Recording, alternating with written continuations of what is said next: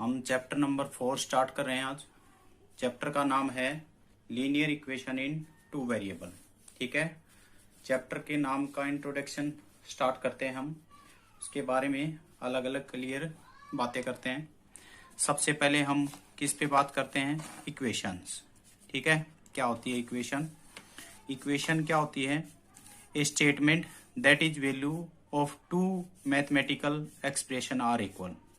इसका अर्थ है कि कोई भी स्टेटमेंट है। स्टेटमेंट क्या होती है? स्टेटमेंट वो चीज होती है जो या तो ट्रू होती है या फॉल्स। ऐसे नहीं, क्वेश्चन मार्क इंट्रोगेटिव नहीं होती।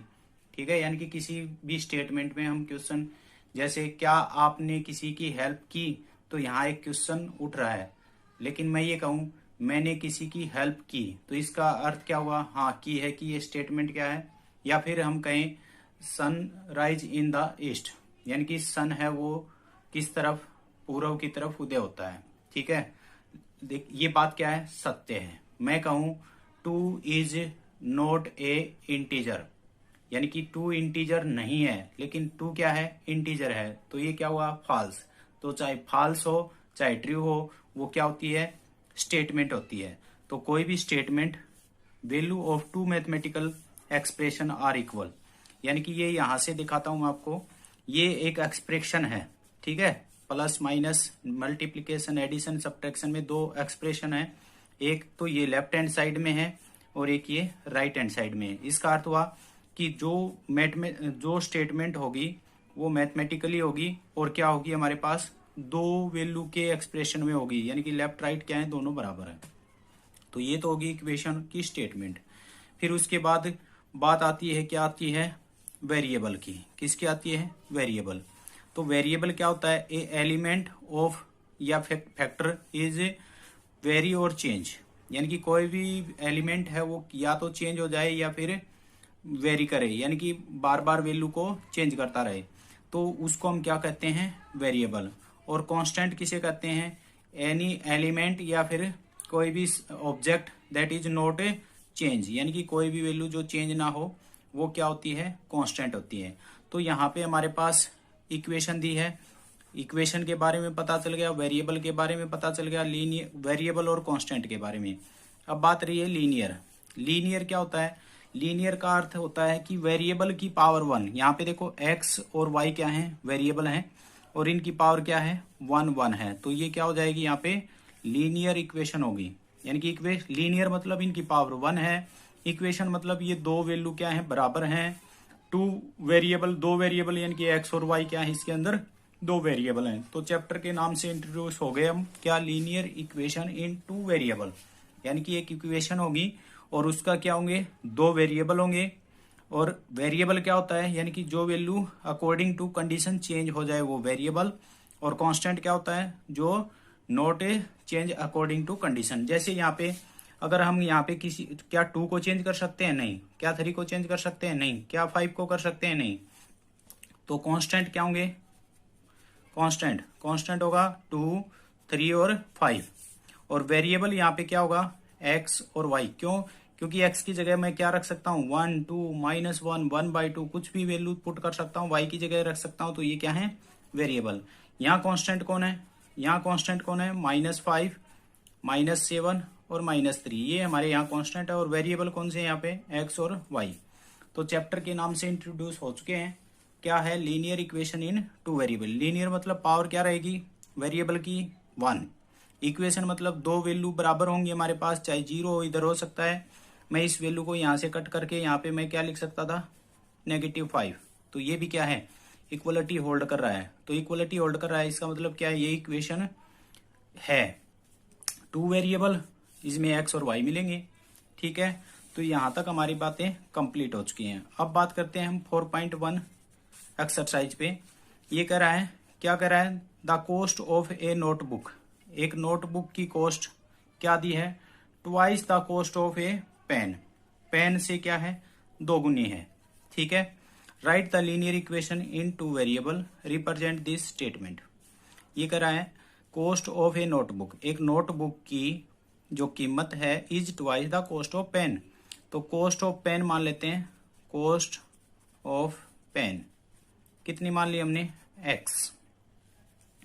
और कॉस्ट ऑफ ए नोटबुक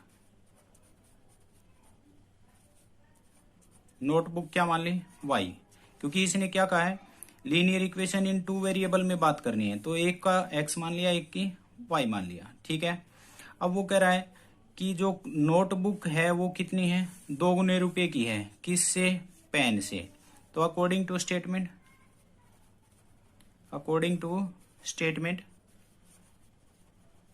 क्या हो जाएगा, क्या x और y बराबर हैं, नहीं, क्योंकि किसकी कीमत ज्यादा है, नोटबुक की। कितनी कीमत ज्यादा है, 2 गुना। तो इसका अर्थ क्या हुआ, मैं 2 से x को मल्टीप्लाई कर दूं, तो अब हमें पता है अगर यहाँ वैल्यू क्या होती है, मान लो 100 है, तो ये वैल्यू क्या होती है हमारे पास 50, क्योंकि इसको मैं 2 से मल्टीप्लाई करूंगा तभी तो 100 बराबर 100 आएगा। तो इसलिए मैंने क्या कर दिया, स्टेटमेंट के अकॉर्डिंग क्या करा था कि नोटबुक की कीमत पेन से 2 गुनी है। तो इसका अर्थ पेन को मैं 2 से मल्टीप्लाई कर दूं तो नोटबुक और क्या आ जाएगा, पेन इक्वल हो जाएंगे। अब y को इधर लेके आऊंगा तो 2x negative y is equal to 0। अब यहाँ से linear equation in two variable में मिल गया हमें। लीनियर मीन्स x और y की वैल्यू पावर कितनी है, 1, और 2 वेरिएबल होने चाहिए, एक x है और एक y है। तो ये हो गई हमारी linear equation in two variable. Question number 2 क्या कर रहा है, express the flowing linear equation form this. इस फॉर्म में लिखना है हमें, यानी कि प्रत्येक को इस फॉर्म में बताना है कि a की वैल्यू क्या होगी, b की क्या होगी और c की। इसका अर्थ क्या है, देखो यहाँ 0 राइट हैंड साइड में है, राइट हैंड साइड में 0 है, बाकी सब क्या है लेफ्ट हैंड साइड में। दूसरी बात नोट करने वाली है, a भी पॉजिटिव है, b भी पॉजिटिव है, c भी पॉजिटिव है। अगर किसी क्वेश्चन में कांस्टेंट अगर नेगेटिव है तो वो क्या होगा, खुद नेगेटिव है न कि वैल्यू के अकॉर्डिंग। तो कह रहा है a b c कंपेयर करके बताना है क्या होगा। तो यहाँ से 2x प्लस 3y, तो इसको भी मैं इधर लेके आऊंगा तो नेगेटिव 9.35 पे बार इज इक्वल टू 0। अगर मैं इससे कंपेयर करूं तो x के साथ है वो क्या है a की वैल्यू क्या है 2, y के साथ है वो b, तो b की वैल्यू क्या है 3, और c क्या है बगैर वैल्यू के, तो c क्या हो जाएगा नेगेटिव 9.35 पे बार। इस तरह से हमें कंपेयर करना है। यहाँ पहले से ही हमारे पास वैल्यू क्या है, सभी लेफ्ट हैंड साइड में, 0 राइट में।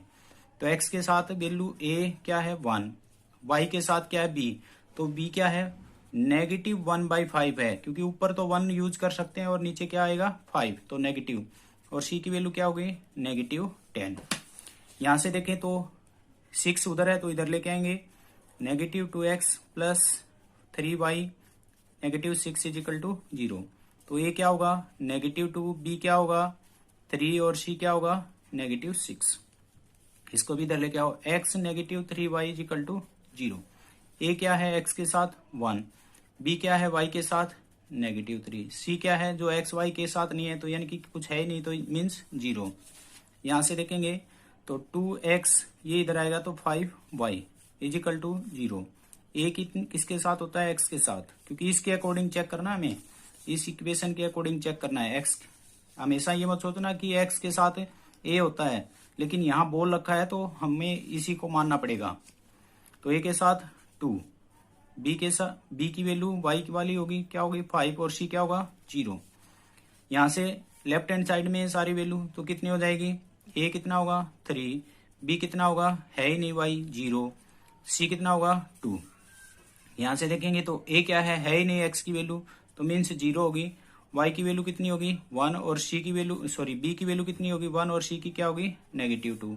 यहाँ से इसको इधर लेके जाओ या फिर उधर 2x नेगेटिव 5 भी लिख सकते हैं इसको, या 5 माइनस 2x भी लिख सकते हैं इसको। ठीक है, तो इसके अकॉर्डिंग अगर आंसर देखें तो a क्या रहेगा हमारे पास 2, b क्या रहेगा 0, और c क्या रहेगा नेगेटिव 5।